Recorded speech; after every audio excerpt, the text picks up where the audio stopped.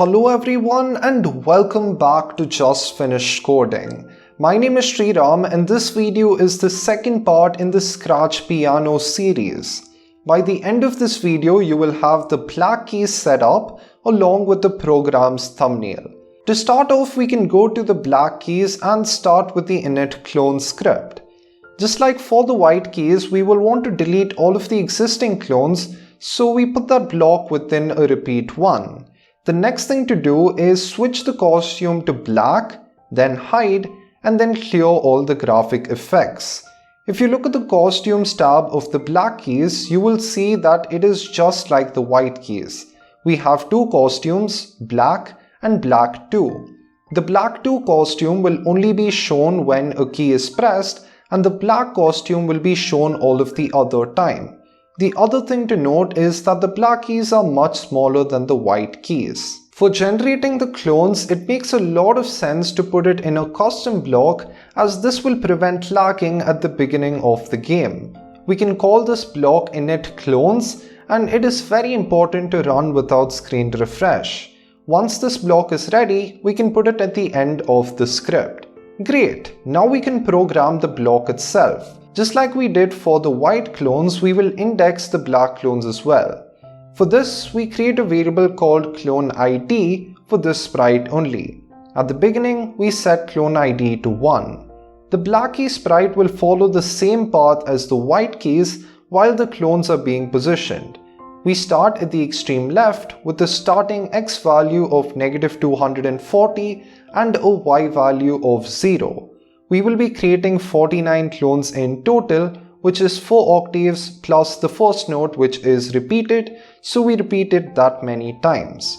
Just like we did for the white keys, we check if item clone ID mod 12 of notes is sharp. Until this point, the code for the white keys and black keys has been identical. With the exception of the costumes, there have been no major changes. Here's where things will start to get very different. We know that if this condition is true, we have to create a black key. We have to remember that the black keys are not positioned over the white keys, rather they are positioned at the middle of two adjacent keys. What we do therefore is change x by 8 first. Each white key has a width of 16. At the moment, the black key sprite is at the center of the white screen, and to move from the center to the right corner, we will have to move half of 16 pixels, which is 8 pixels. Once this has been done, the black key should be positioned above the white key and not below it. For this purpose, we add a go to front layer. The costume can be switched to black and we create a clone. After the clone has been created, we change the x position of the sprite by -8. This line of code makes sure that we are following the path of the white keys and only moving when we are creating clones. The alternative will be changing x by 8 each time in the repeat loop, but that will be quite complicated to set up, especially in the cases where there is no consecutive black key. Just like we did in the last video, we also need to add an exception here. The clone IDs which are divisible by 12 will not function as we want them to. We would want the left side of the condition check to equate to the 12th item of the notes list.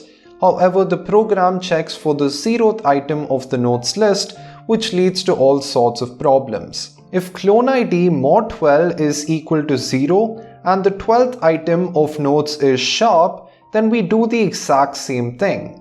We know that this is the second condition where a black key should be created, therefore this should be a no-brainer.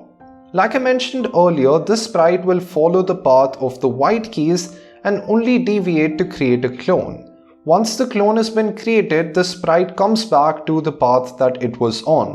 The else statement means that the next key is a white clone.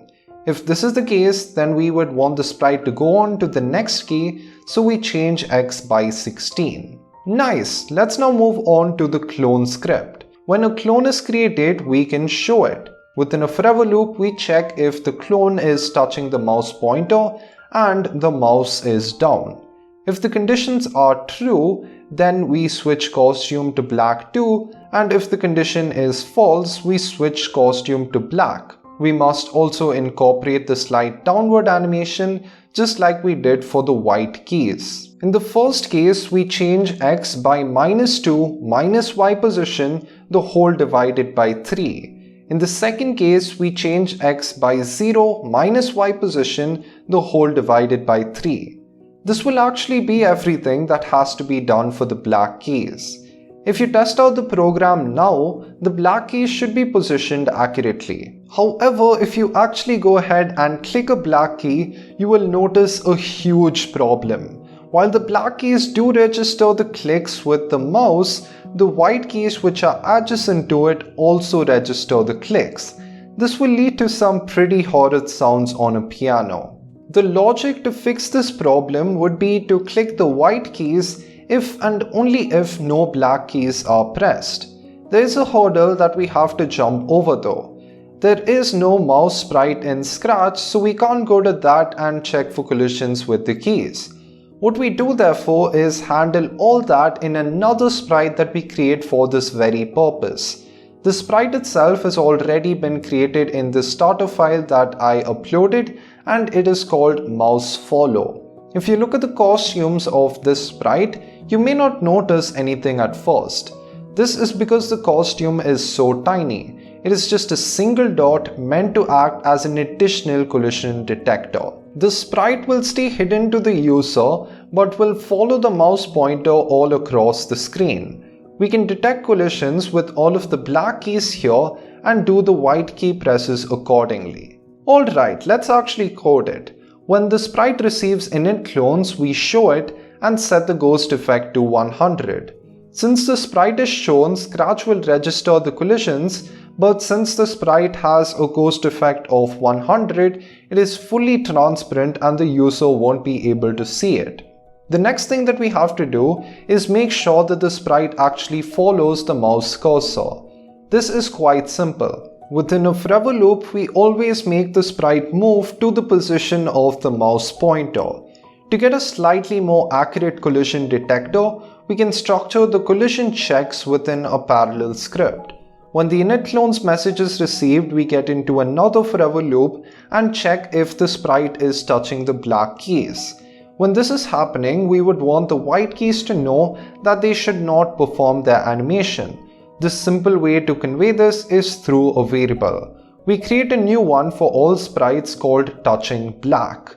This will be a boolean variable which will only store two values, yes and no. If a black key is being touched, then we set touching black to yes, and if this is not the case, set touching black to no. Great, the last step to fix this bug would be limiting the click on the white keys. In addition to the condition checks, we add a third condition where we check if touching black is no.